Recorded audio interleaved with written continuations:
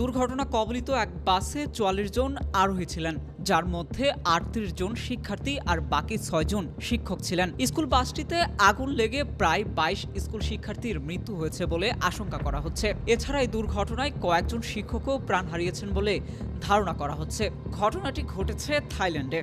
দেশটির পরিবহন মন্ত্রী সুরিয়া জাংরুং গ্র্যাংকিট জানিয়েছেন, দুর্ঘটনায় কতজন হতাহত হয়েছেন সেটি তারা এখনও নিশ্চিত করতে পারেনি। তবে ২৫ জন এখনও নিখোঁজ আছেন বলে জানিয়েছেন। ১ অক্টোবর শিক্ষার্থীদের নিয়ে বাসটি উথাইথানি প্রদেশ থেকে যাচ্ছিল। প্রতিমধ্যে উত্তর ব্যাংকের একটি মহাসড়কে এটি টায়ার বিস্ফোরিত হয়। এরপর বাসটি রাস্তার পাশের বেড়ায় আছড়ে পড়ে বলে জানিয়েছে উদ্ধারকারীরা। তারা আরও জানিয়েছেন, বাসটি কম্প্রেস গ্যাসে চলছিল।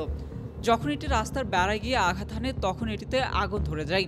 একটি ভিডিওতে দেখা গেছে বাসটি একটি ওভারপাসের নিচে দাউ দাউ করে চলছে। ওই সময় ঘন ধোঁয়ার কুণ্ডলী বের হতে দেখা যায়। উদ্ধারের সঙ্গে যুক্ত থাকা এক কর্মী গণমাধ্যমকে জানিয়েছেন, আগুন নেভানোর পর বাসটি ঠান্ডা হওয়ার জন্য তাদের কিছুক্ষণ অপেক্ষা করতে হয়েছে। এরপর তারা মরদেহ খোঁজার কাজ শুরু করেন। থাইল্যান্ডে প্রায়ই বাস এবং অন্যান্য যানবাহন দুর্ঘটনা কবলিত হয়। অনিরাপদ এবং অনভিজ্ঞ চালকের কারণে এসব দুর্ঘটনা ঘটে। আর এসব দুর্ঘটনায় দেশটিতে প্রতি বছর অসংখ্য মানুষ প্রাণ হারান।